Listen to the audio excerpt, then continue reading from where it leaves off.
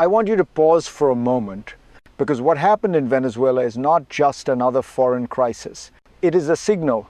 On January 3, the United States didn't issue a warning. It didn't negotiate. It didn't sanction and wait. It struck, it captured a sitting leader, and it flew him out of his own country. Washington calls this law enforcement. Counter-narcotics, national security, but when bombers, drones, aircraft carriers, and 15,000 troops are involved, words begin to lose their meaning. I've covered wars, sanctions, and regime collapses for decades, and this moment feels different. Because this time, the United States isn't just pressuring a government, it is stepping into the role of the state itself. Stay with me. Because before we talk about consequences, we need to understand the problem itself. Before we go any further, we need to slow this down and name what actually happened. This was not an isolated raid. It was not a spontaneous decision. And it was not just about drugs. What we are witnessing is a convergence of three forces: military power, legal reinterpretation, and political ambition. The Trump administration has argued that drug trafficking now constitutes an armed attack on the United States. That framing matters. Because once something is called an armed conflict, everything changes. Congress becomes optional, law enforcement becomes secondary, and the president gains extraordinary discretion. At the same time, Venezuela is treated not merely as a hostile state, but as a space to be managed. Sanctions, blockades, strikes, and now direct control, at least temporarily. This raises a fundamental question you should be asking. Is this about stopping crime, or is it about reshaping a country under the language of security?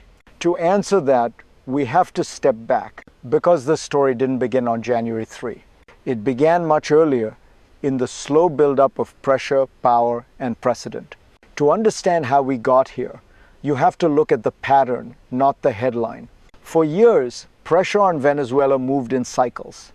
Sanctions tightened, diplomacy stalled, the economy weakened, the regime adapted. What changed in 2025 was not Venezuela. It was Washington's theory of action. Beginning in early September, the United States stopped treating drug trafficking as a criminal challenge and started treating it as a battlefield. Not metaphorically, legally. Once drug cartels were framed as actors in an armed conflict, military logic took over.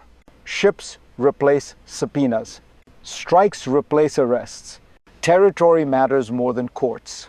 Operation Southern Spear emerged from this shift. At first, it looked familiar.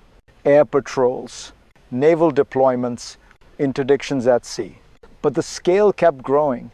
More assets, more strikes, more silence about limits.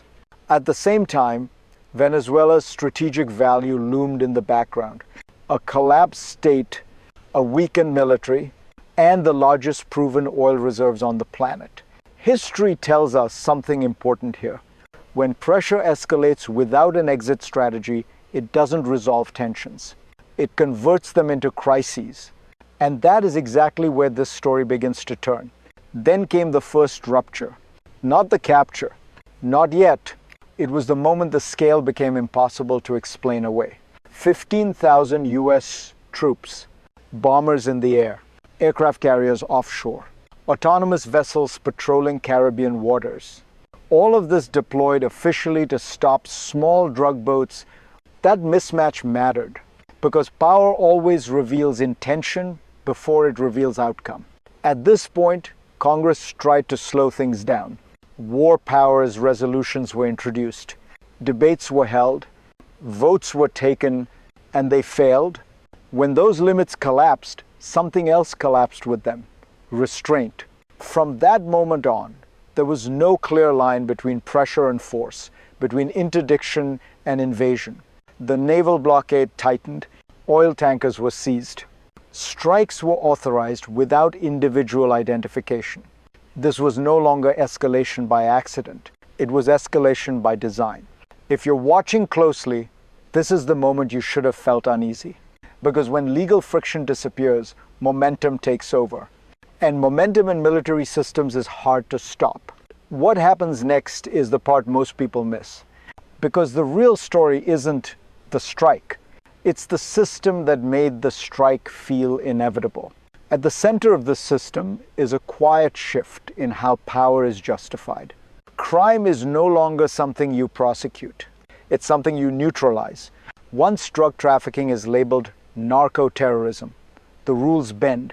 Suspects become combatants. Borders become optional. And certainty becomes unnecessary. You don't need to prove who is on a boat. You only need to believe what the boat represents. This is how a counter-narcotics mission turns into a military campaign.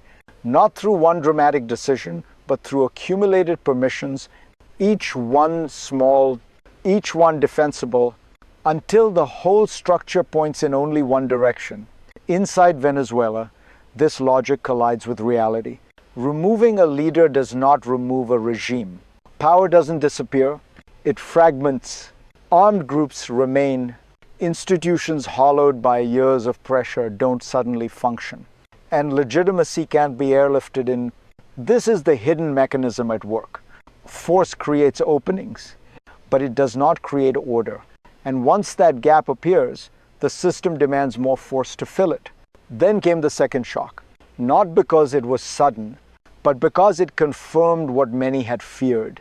On January 3, the United States crossed the final threshold. A large-scale strike, a direct extraction, a sitting leader removed by foreign military force. This was no longer pressure. It was possession, and yet the aftermath exposed a dangerous illusion. Maduro was gone. But the regime was not. Control of a country is not symbolic. It is physical. Streets, barracks, borders, armed men willing to obey orders.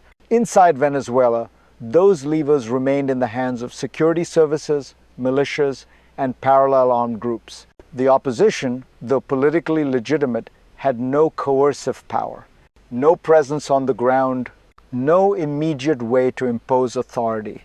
This is where momentum turns into risk. Because once a leader is removed, expectations surge faster than institutions can respond. Every delay looks like weakness. Every vacuum invites resistance. At this stage, the United States faces a familiar dilemma. Step back and watch instability spread. Or step in further and become responsible for outcomes it does not fully control. This is the second crisis point. Not about how to win, but about how to stop. Now, let me bring this closer to you. Because while leaders are captured and strategies debated, it is ordinary people who absorb the shock. If you live in Venezuela, this moment is not abstract. It is uncertainty at street level, banks that may not open, soldiers who answer to no clear authority, rumors moving faster than facts. When a state fractures, daily life becomes a negotiation. How safe is the road today? Who controls this neighborhood tonight? Which uniform actually matters? For years, Venezuelans have learned how to survive pressure. Sanctions, scarcity, political paralysis. But this is different. This is the moment when the question shifts from endurance to direction. You may welcome the removal of a leader. You may feel relief, hope, even vindication. But hope without order is fragile, and transitions without control are dangerous. If you're watching this from afar, don't look away here. This is the human cost of strategic decisions. What happens in Venezuela does not stay in Venezuela, because this operation sent a signal far beyond Caracas, to allies, to rivals, to every government watching how power is exercised when rules are stretched. Across Latin America, the reaction fractured along familiar lines. Some governments quietly cooperated, bases opened, airspace granted. Pragmatism over principle. Others pulled back. Intelligence sharing paused. Military access rejected, because for them, this wasn't about Maduro. It was about precedent.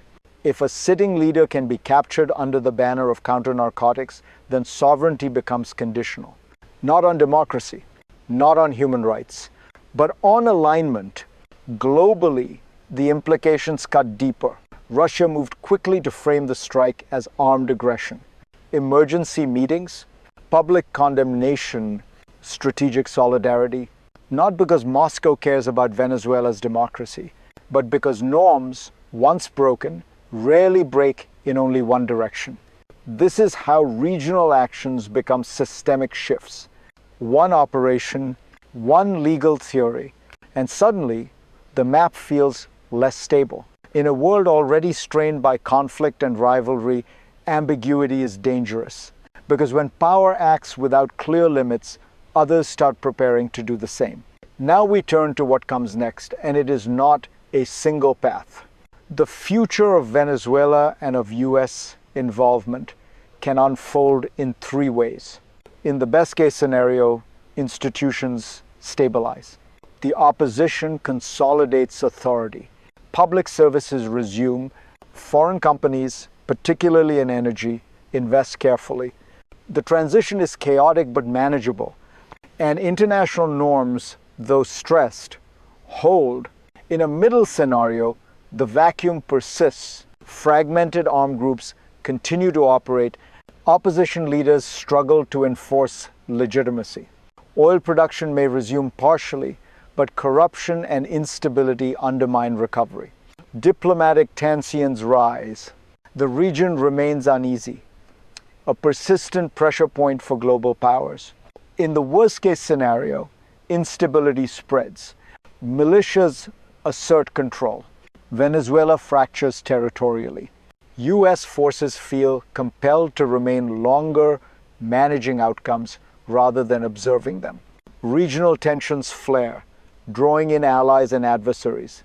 Energy markets, migration flows, and international security face prolonged shocks. All three paths reveal a central truth. Force alone does not create order. It reshapes possibilities, but responsibility grows exponentially with action. Every escalation carries a consequence far beyond what was intended. And so, as we look forward, one insight emerges. Power without foresight is not victory. It is a series of crises cascading until the system, political, social, or geographic, responds. We have traced the arc from pressure to strike, from strategy to human cost, from regional ripple to global tremor, and yet the story does not end with Maduro's capture. Because every decision leaves a mark on institutions, on people, on norms, the United States now faces a choice: to govern by presence or to govern by principle, to rebuild or to retreat, to stabilize or to watch instability spread.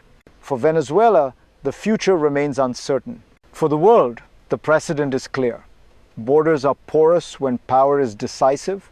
Rules are flexible when intent is absolute. You watching this unfold must ask, what does it mean when force supersedes law? When speed replaces deliberation?